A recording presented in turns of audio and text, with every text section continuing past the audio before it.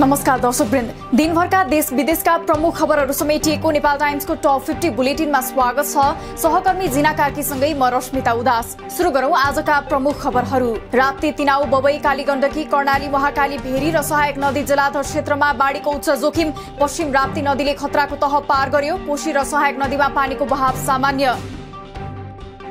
पश्चिम नवलपरासीको गण्डक ब्यारेजमा पानीको सतह खतरा भन्दा माथि। पश्चिम नवलपरासीका 20 गाउँ जोखिममा। पानीको सतह अझै बढे, बी ग्याप बाँध फुट्न सक्ने र बस्ती नै डुबान पर्ने सम्भावना। सबै मन्त्रालयलाई परिचालित गरेर बाढी पहिरो प्रभावित क्षेत्रमा उद्धार, राहत तथा व्यवस्थापनको कामलाई प्रभावकारी बनाउने सरकारको निर्णय। 3 महिना लगाएर बनाएको विपद प्रतिकार योजना पारित। बाढी पहिरोको जोखिममा परेका समुदायलाई सुरक्षित स्थानमा व्यवस्थापन गर्न सामुदायिक वन उपभोक्ता महासंघको अपील। देशभर ठूलो जनधनको क्षति भइरहेकाले तीनै तहका सरकारलाई विपद न्यूनीकरण तथा व्यवस्थापनमा ध्यान दिन आग्रह। नवलपरासी पूर्व नवलपुरको बगुवनमा बाढीले तयारी अवस्थाको 150 बिघाको चैते धान नष्ट। बागखोर टोलका करिब 7 घर डुबानमा। विनय र नारायणी नदीले घेरेको बगुवनका अन्य टोल पनि जोखिममा। लगातारको वर्षाका कारण देशका विभिन्न दर्जन बढी ठाउँमा पहिरो। आधा दर्जन बढी जिल्लामा बाढी। विभिन्न ठाउँमा पहिरोले सडक खण्ड बन्द भएपछि बाटो खुलाउने प्रयास जारी। केही ठाउँमा बाटो नै बगेकाले समस्या।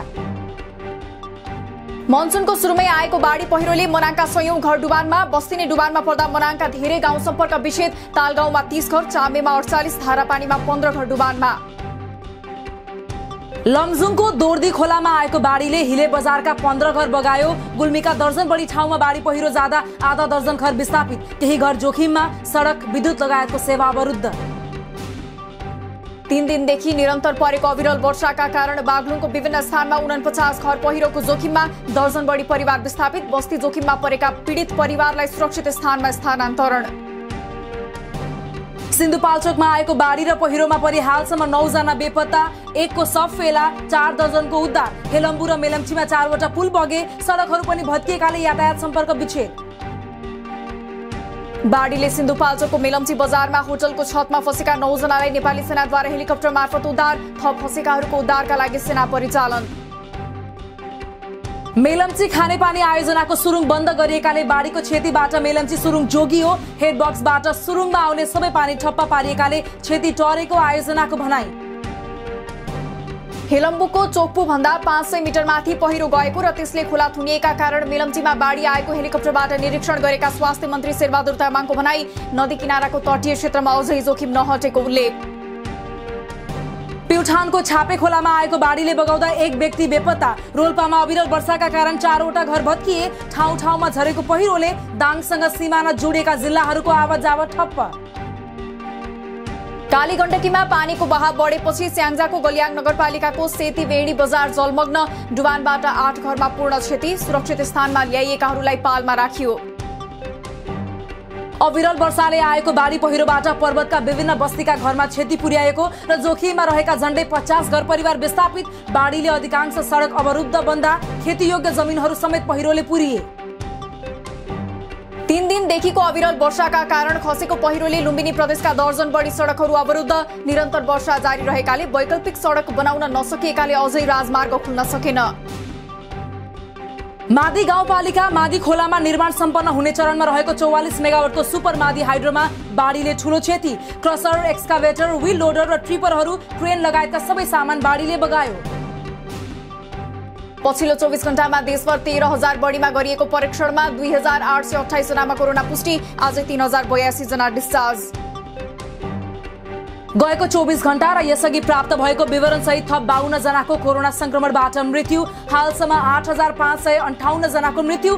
देशभर आज 63,318 सक्रिय संक्रमित। देशभरको निषेधाज्ञा केही खुकुलो भएसँगै दैनिक उपभोग्य वस्तुहरूको पसलहरूमा चहल पहल बढ्यो। हार्डवेयर र पुस्तक पसलहरू पनि खुल्दा केही सहज भएको उपभोक्ताहरूको भनाई। एमाले महासचिव ईश्वर पोखरेल र स्विजरल्यान्डकी राजदूत एलिजाबेथ भोन क्यापिलर बीच आज भेटवार्ता। स्विजरल्यान्डद्वारा नेपाललाई 94 करोड बराबरको स्वास्थ्य सामग्री सहयोग। समस्त उद्योगी व्यवसायीलाई खोप सुविधा उपलब्ध गराउन नेपाल च्याम्बर अफ कमर्सको सरकारसँग माग। कार्यरत समस्त व्यवसायिक क्षेत्रको आत्मबलमा ह्रास आएको ठहर।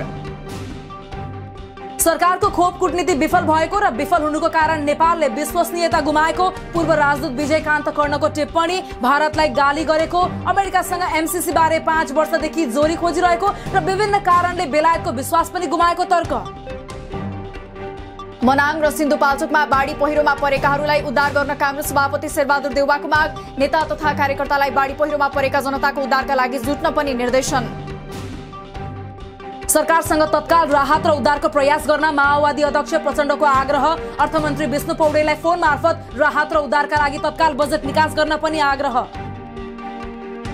आफ्ना सबै कार्यकर्ताहरूलाई बाढी पहिरोबाट विपत्तिमा परेकाहरूको उद्धार तथा राहतको काममा जुट्न नेपाल तरुण दलको निर्देशन, सुरक्षा निकाय र स्थानीय तहसँग समन्वय गरी उद्धार तथा राहतका लागि जुट्न आग्रह।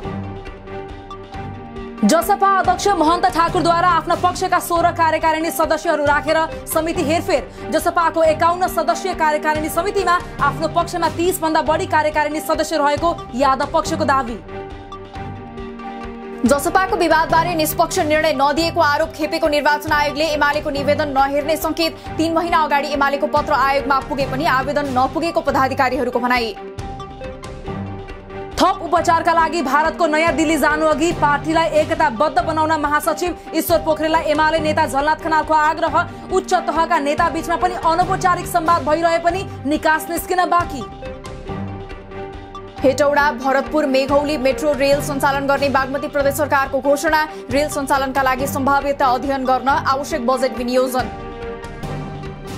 गण्डकी प्रदेश सरकारले बिना बजेट वक्तव्य मात्र पेश गरेको भन्दै पूर्व मन्त्री किरण गुरुङ असन्तुष्ट। बजेटमा व्ययको अनुमान अर्थात् शीर्षगत र स्रोत समेत उल्लेख भएको रेड बुक बिनै बजेट आएपछि पूर्व मुख्यमन्त्री, मन्त्री र विपक्षी सांसद समेत जिल्ला। सरकार गठन भएको 1 हप्ता नपुग्दै गण्डकीका मुख्यमन्त्री कृष्णचन्द्र नेपाली पोखरेलले शुक्रबार विश्वासको मत लिने 4 दलीय गठबन्धन र एक स्वतन्त्र सांसदको समर्थनमा मुख्यमन्त्री नियुक्त भएपछि गठबन्धन टुट्न नदिन उक्त निर्णय लिएको उल्लेख।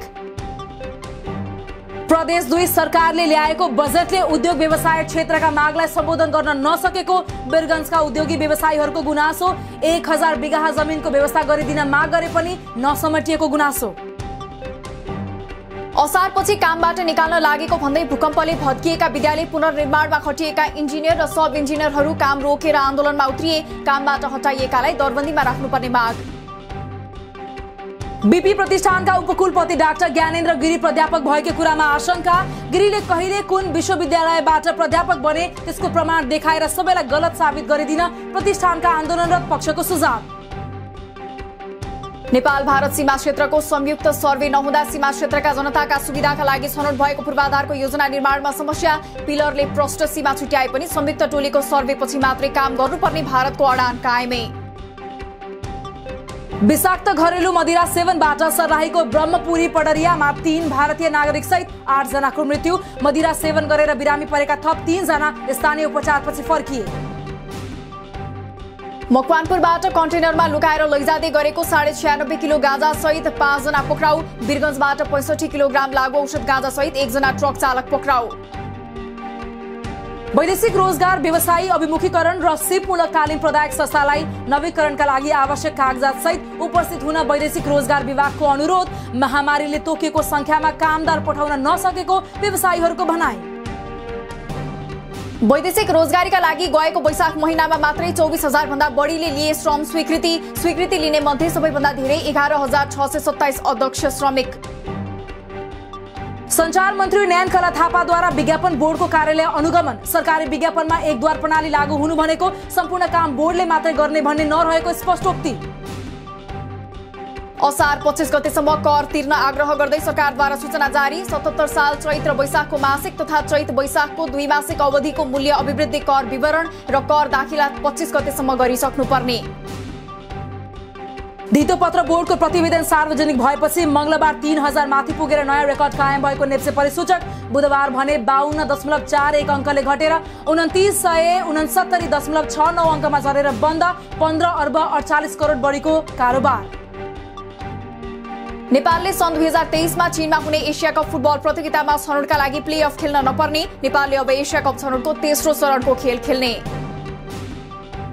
कोभिडसँग सामना गरिरहेका नेपाल सहित दक्षिण एसियाली र अन्य देशमा जनस्वास्थ्यका क्षेत्रमा प्रदान गर्दै आएको सहायता बजेट बेलायत सरकारद्वारा कटौती। अब सीमान्तकृत समुदाय यौन तथा प्रजनन स्वास्थ्य सेवाबाट वञ्चित हुने। अस्ट्रेलियाको सबैभन्दा धेरै मानिसको बसोबास रहेको सिडनीमा 1 महिनाभन्दा लामो समयपछि कोरोनाका नयाँ स्थानीय संक्रमित थपिए। संक्रमणको स्रोत पत्ता लगाउन कन्ट्याक्ट ट्रेसिङको कार्य हुँदै। भारतमा भेटियो डेल्टा भेरिएन्टको नयाँ म्युटेसन B161721। नयाँ म्युटेसन कति संक्रामक छ भन्ने कुराको अध्ययन भइरहेको अधिकारीहरूको भनाइ। अमेरिकी राष्ट्रपति जो बाइडेन र उनका रुसी समकक्षी भ्लादिमिर पुटिन बीच बहुप्रतीक्षित भेटवार्ता। स्विजरल्यान्डको जेनेभामा दुई राष्ट्रपति बीचको भेटघाटमा बाइडेन र पुटिनले मिलाए हात। र गाजामा इजरायली सेनाद्वारा फेरि हवाई आक्रमण। हमासले आगो लगाउने खालको बेलुन पठाएपछि जवाफी कारबाही गरिएको इजरायली सेनाको दावी। दिनभरका देश विदेशका प्रमुख खबरहरू समेटिएको नेपाल टाइम्सको टप 50 बुलेटिन अहिलेलाई सकियो। हामी भोलि फेरि टप 50 समाचारका साथ उपस्थित हुने नै छौं। नेपाल टाइम्सको युट्युब च्यानल सब्स्क्राइब गरिदिनु भएकोमा र फेसबुक पेज लाइक गरिदिनु भएकोमा धन्यवाद। ताजा खबरहरू नेपाल टाइम्सको अनलाइन पोर्टल www.nepaltimes.net मा पनि गएर हेर्न सक्नुहुनेछ। नेपाल टाइम्स हेर्दै गर्नुहोला। नमस्कार।